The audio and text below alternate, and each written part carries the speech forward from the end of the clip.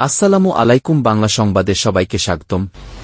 জুলাই যোদ্ধাদের জন্য নতুন অধিদপ্তর ও আজীবন চিকিৎসা সুবিধা ঘোষণা কি তাদের রক্তেই লেখা হয়েছে 2025 সালের ইতিহাস।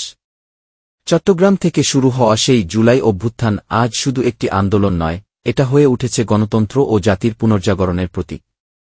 এবার সেই যোদ্ধাদের সম্মান জানাতে সরকার নিয়েছে বড় সিদ্ধান্ত। চট্টগ্রাম জেলা শিল্পকলা একাডেমির অডিটোরিয়ামে অনুষ্ঠিত হল ওয়ারিয়র্স অব জুলাই চট্টগ্রামের আয়োজনে এক অনন্য অনুষ্ঠান। উপস্থিত ছিলেন মুক্তিযুদ্ধ বিষয়ক উপদেষ্টা ফারুকী আজম বীর প্রতীক। তিনি বলেন, জুলাই যোদ্ধারা গণতান্ত্রিক বাংলাদেশের ইতিহাসের অংশ। বাংলাদেশ আজীবন তাদেরকে শ্রদ্ধার সঙ্গে স্মরণ করবে। এই অনুষ্ঠানে জুলাই অভ্যুত্থানের শহীদ পরিবার, আহত যোদ্ধা ও সাধারণ মানুষকে সম্মান জানানো হয়। সবচেয়ে বড় খবর, জুলাই যোদ্ধাদের জন্য আলাদা অধিদপ্তর গঠনের ঘোষণা।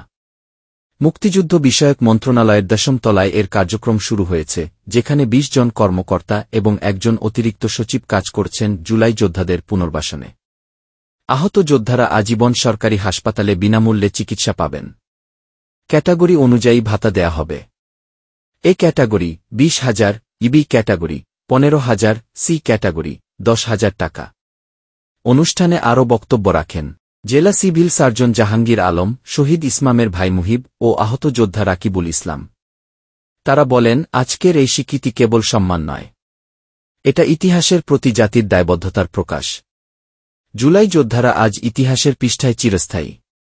তাদের ত্যাগ ও বীরত্বের স্বীকৃতি শুধু সরকারি ঘোষণায় সীমাবদ্ধ না থেকে প্রজন্মের চেতনায় ছড়িয়ে পড়ুক, এটাই হোক সকলের প্রত্যাশা।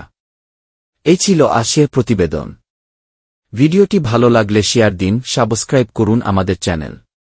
আপনার মতামত লিখুন নিচে কমেন্টে।